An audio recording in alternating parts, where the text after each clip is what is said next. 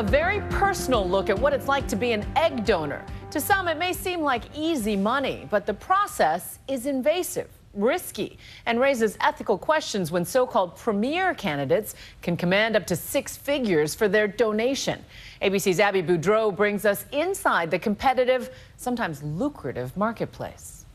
I'm gonna have my 11-day ultrasound. 33-year-old Wendy Garish has been here just about every day for the past week. Let's look at the right ovary first. The black circles are the follicles. Wendy is not pregnant. She's donating her eggs for $20,000. Donor eggs are in high demand, allowing attractive, intelligent women like Wendy to command big fees for their desirable genes. This looks fantastic. Yay, good job, ovaries. She's a tall brunette acupuncturist with a graduate degree. This is her 7th donation. What's it like to have your eggs in such high demand? Pretty awesome. I feel pretty valuable. Okay, I'm a good procreator. She has 11 biological children all over the world. One is her own. What inspired you to want to do this? My way of being rewarded is to give. One day I just decided, yeah, I want to do that, and I want to help a family have children. There's Wendy. Oh, there she is. There's lovely Wendy. That was the first picture I ever saw of her, and I said, oh, she looks so wonderful. Shelley Smith runs a Los Angeles-based egg agency called the Egg Donor Program, where she pairs hopeful parents desperate to have children with beautiful, accomplished women like Wendy, willing to help them have the baby of their dreams for a price. This is my Harvard grad right here. There's a careful screening process. Only 5% make the cut. The premier donors get a little bit higher fee, and it's usually based on higher education, great SAT scores. Invariably, when we put up a really beautiful donor who's also probably smart and has other qualities, we get calls immediately. I call it the feeding frenzy. Is she pretty smart? Mm-hmm. It's a lucrative, competitive industry. Some donors commanding as much as $50,000 for their eggs, sparking controversy over how much is too much. The highest fee that any of our donors have gotten was in 6 figures from a family. Meaning $100,000, $200,000, $100,000. $100,000. That goes straight to the donor. Straight to the donor. Ethical guidelines set by the American Society of Reproductive Medicine say compensating a donor more than $10,000 is not appropriate. Fertility specialist Dr. Eric Wydra agrees. We worry that they're exposing themselves to risk just because the price is right. And we worry that that creates additional incentives to maybe be untruthful about their history or unrealistic about their expectations of going through treatment. Shelley's agency and many like hers have their reasons for not following the guidelines. Why not have a cap? Doctors don't have a cap. Agencies certainly make money at it. Why do the donors have to have a certain amount that's right for them to get paid when nobody else has any kind of cap? What do you say to critics who think that this is borderline unethical, that this is all about designer babies? I don't think these are designer babies. If you think about it, when you pick someone to marry, you're picking the genetics for your child as well. Why can't you kind of look for those qualities in an egg donor who's going to help you build your family? I'm going to do my 2 injections tonight. But for the well-compensated donors, there is a physical price. Donating eggs can be a long, painful, risky process. Sometimes it feels like I need 5 hands to do all of this. During the next 15 days, Wendy will take a cocktail of medications designed to boost the number of eggs that the doctor can extract at one time. What do you say to people who think that you're not really donating eggs, but you're selling your eggs? You're dedicating months of your time, sacrificing part of yourself, your body. It's work. One of the things that I always get with the fertility medications is migraine headaches.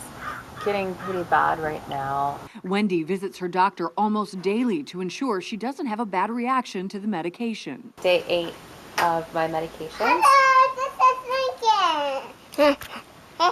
At this point in the process, you really start to feel your ovaries because they're growing. At least 2, 3, 4 times their size. When the day comes to have her eggs removed, she's put under general anesthesia. There's always that little bit of risk. Just a few more minutes. It was beautiful, Jody. Success. This difficult process can be a lifeline, giving many women their only shot at getting pregnant. Michelle Bader got married at 43 and immediately started trying for a family. I'm thinking, I'm getting pregnant on my honeymoon. Like, Let's do of course, that's what happens. But you didn't. Did not. And I didn't the month after or the month after. She visited multiple fertility doctors and tried IVF with her own eggs, but still wasn't able to conceive. Emotionally, at that point, what was it like? I lost a lot of tears. I was depressed. I turned inward. Michelle didn't realize that getting pregnant at her age would be so hard. By age 40, women only have a 2 to 5% chance of having a baby naturally. The media doesn't tell you, and the actors or actresses that have their kids later in life, they don't tell you that they had donor eggs. So I guess you see it, and it's around you, and you think, well, if they can, I can. At what point did you realize that having an egg donor was going to be your solution? I went to everyone and did everything that somebody recommended in order to help me get a baby. I did it all. And at some point, you're just like, I want a baby more than I want my own DNA. I want to be a mom. And that's when you say, I think I need to do the egg donor route. Michelle says once she accepted it, the process of finding a donor consumed her. And then all of a sudden I'd be like looking on the street going, she could be my egg donor. She could be my egg donor. She looks like me. She's 20. What were some of the things that you were looking for in a donor? I wanted somebody that was similar to me. Medical history was important to me too. After scouring agencies for different donors, she says she found the right match at an agency in Beverly Hills. It's like I was dating online. I said, let's try all of these places and let's see what we get. And really early on, I saw a girl that spoke to me. Like, she just had these angelic, beautiful features, and I'm like, that's her. Michelle finally got pregnant. She says she paid $7,000 to the donor and another $7,500 to the agency who matched them. Adding in the doctor and legal fees, she says she paid more than $20,000. Was it worth it? For sure, every cent. I don't think about all that anymore. Michelle gave birth to twins, Rosie and Asher, thanks to that egg donor at the age of 45. The moment when the nurse brings the babies over to you and you hold them in your arms for that first time, what's that like? I'm a mom. I'm finally a mom. Like, it happens. I'm going to say, that's my son. That's my daughter. Somebody is going to call me mom. Do you like them when they're cooked, or do you like them when they're raw like this? Raw like that. Michelle doesn't want to fuel the misconceptions about conceiving children later in life. If people say to me, oh, you were 46 when you had these kids? I'd be like, yeah, I had egg donor, because I feel like I have to justify it in some way or explain it to them. What are you cleaning? If I could help somebody out their story or be comfortable with their situation, then I want to help that. It doesn't need to be taboo. Oh. How grateful are you for this egg donor? She for sure is my angel.